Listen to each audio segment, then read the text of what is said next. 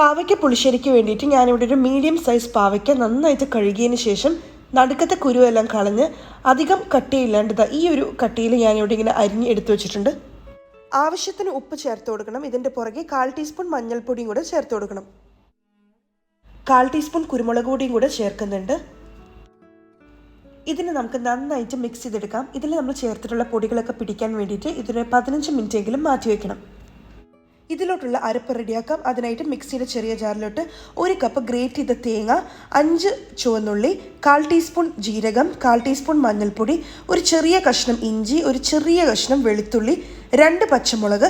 ഇതിലോട്ട് ഞാൻ 1/2 കപ്പ് വെള്ളവും കൂടി ഒഴിച്ചെടുത്ത് നല്ല ക്രീമി ആയിട്ട് നല്ല മഷി പോലെ പേസ്റ്റായിട്ട് ഇതിനെ അരച്ചെടുക്കണം. അതിങ്ങനെ തരിതരിയായിട്ട് അരച്ചെടുക്കുകയാണെങ്കിൽ ടേസ്റ്റ് കാണില്ല. മൺചട്ടിയിൽ തയ്യാറാക്കുമ്പോഴാണ് ഇത് ഏറ്റവും നല്ലത്. ഇല്ലെങ്കിൽ ഇതുപോലൊരു പാനിലോട്ട് കുറച്ച് വെളിച്ചെണ്ണ ഒഴിച്ചു കൊടുക്കാം. ചൂടായ എണ്ണയിലോട്ട് നമ്മൾ നേരത്തെ പുരട്ടി വെച്ചിട്ടുണ്ടായിരുന്ന പാവയ്ക്കയുടെ കഷ്ണങ്ങൾ ഇട്ട് കൊടുത്ത് ഇതിനെ നമുക്കൊന്ന് ഫ്രൈ ചെയ്തെടുക്കാം. ഇത് ഒരുപാട് സമയമൊന്നും എടുക്കില്ല, പെട്ടെന്ന് തന്നെ ആയിക്കോളും. നല്ലൊരു ബ്രൗൺ കളറായി കഴിയുമ്പോൾ നമുക്കിതിനെ മറ്റൊരു പാത്രത്തിലോട്ട് മാറ്റാം. അപ്പോൾ നമ്മുടെ പാവയ്ക്ക വറുത്തെടുത്തിട്ടുള്ള എണ്ണയുടെ ബാക്കി കുറച്ച് ഇതിനകത്തുണ്ട്. നിങ്ങൾക്ക് വേണമെങ്കിൽ കുറച്ചും കൂടെ വെളിച്ചെണ്ണ ഒഴിക്കണമെങ്കിൽ ഒഴിക്കാം. ഞാൻ ഒഴിക്കുന്നില്ല. നമ്മൾ നേരത്തെ നല്ല പേസ്റ്റ് പരുവം അരച്ചു വെച്ചിട്ടുള്ള തേങ്ങയുടെ കൂട്ട് നമുക്കിതിലോട്ട് ഇട്ട് കൊടുക്കാം. ഇതിപ്പോൾ കണ്ടില്ലേ, ഞാനിങ്ങനെ തൊടുമ്പോൾ തന്നെ നല്ല ക്രീം പോലെ വരുന്നുണ്ട്. അത്രയും സോഫ്റ്റായിട്ട് അരച്ചാൽ മാത്രമാണ് നമ്മുടെ പുളിശ്ശേരിക്ക് രുചി ഉണ്ടാവൂ. ഇനി നമ്മൾ ഇതിലോട്ട് 1 കപ്പ് വെള്ളം ഞാൻ ഒഴിക്കുകയാണ്. ആ മിക്സി ഒന്ന് കഴുകിയെടുത്ത് ആ മിക്സിയിൽ തന്നെ ഇട്ടിട്ട് ഞാൻ ഒഴിച്ചു കൊടുക്കുകയാണ് 1 കപ്പ് വെള്ളം. ഇതിനെ നമുക്ക് ഇനി ഒരു മീഡിയം ഫ്ലെയിമിലിട്ടിട്ട് നന്നായിട്ടൊന്ന് തിളപ്പിച്ചെടുക്കണം. അപ്പോൾ ഇതിൻ്റെ കൂടെ ഞാൻ കുറച്ച് ഉപ്പും കൂടെ ചേർക്കുന്നുണ്ട്. അപ്പോൾ ഉപ്പ് നമ്മൾ നേരത്തെ പാവയ്ക്ക് വറുത്തപ്പോഴും നമ്മൾ ഉപ്പ് ചേർത്തിട്ടുള്ളത് കൊണ്ട് തന്നെ ഈ സമയത്ത് ഉപ്പ് ചേർക്കുമ്പോൾ നോക്കി വേണം ചേർക്കാനായിട്ട്.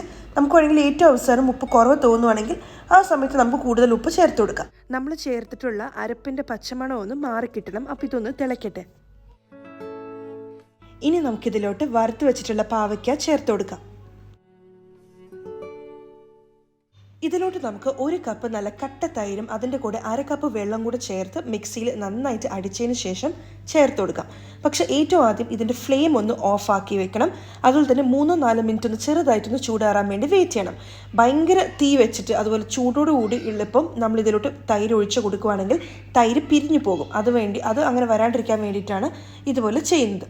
അതിനുശേഷം നമ്മൾ ഇതിലോട്ട് ഒഴിച്ച് കൊടുക്കുമ്പോഴാണെങ്കിലും കണ്ടിന്യൂസ് ആക്കി സ്പൂൺ കൊണ്ട് ഇങ്ങനെ ഇളക്കി കൊടുക്കുക. അല്ലെങ്കിൽ എവിടെയെങ്കിലും ചൂട് കൂടുതലുണ്ടെങ്കിൽ ഈ തൈര് അപ്പോഴും പിരിഞ്ഞു പോകാൻ ചാൻസ് ഉണ്ട്. അങ്ങനെ കണ്ടിന്യൂസ് ആക്കി ഇളക്കിയതിന് ശേഷം നമുക്ക് തീ ഏറ്റവും ചെറിയ ഫ്ലെയിമിൽ വെച്ചിട്ട് ഒരു 3-4 മിനിറ്റ് ഇതിന് ഒരിക്കലും തിളയ്ക്കാൻ ഇടവരുത്തരുത്. തിളയ്ക്കുമ്പോഴും ഇത് ചിലപ്പോൾ പിരിഞ്ഞു പോകാൻ ചാൻസ് ഉണ്ട്. അപ്പോൾ ഏറ്റവും ലോ ഫ്ലെയിമിൽ ഒരു 3-4 മിനിറ്റ് ഒന്ന് ചെറുതായിട്ടൊന്ന് ചൂടാകാൻ വേണ്ടി വെച്ച് കൊടുക്കാം. എൻ്റെ ചാനലിൽ നേരത്തെ ഞാൻ നല്ല പെർഫെക്റ്റ് ആയിട്ടുള്ള കട്ട തൈര് വീട്ടിലുണ്ടാക്കുന്ന ഒരു എളുപ്പ വഴിയെക്കുറിച്ച് ഞാൻ വീഡിയോ ചെയ്തിട്ടുണ്ട്. അത് ഇതുവരെ കണ്ടിട്ടില്ലെങ്കിൽ അത് കാണാൻ മറക്കരുത്. ഞാൻ അതിൻ്റെ ലിങ്ക് താഴെയുള്ള ഡിസ്ക്രിപ്ഷൻ ബോക്സിലും കൊടുക്കുന്നുണ്ട്. ഇനി നമുക്ക് കടുക് പൊട്ടിച്ചിടണം. കുറച്ച് വെളിച്ചെണ്ണ ഒഴിച്ചു കൊടുത്തിട്ടുണ്ട്. ചൂടായ വെളിച്ചെണ്ണയിലോട്ട് 1/4 ടീസ്പൂൺ കടുക് ഇട്ട് കൊടുക്കുക.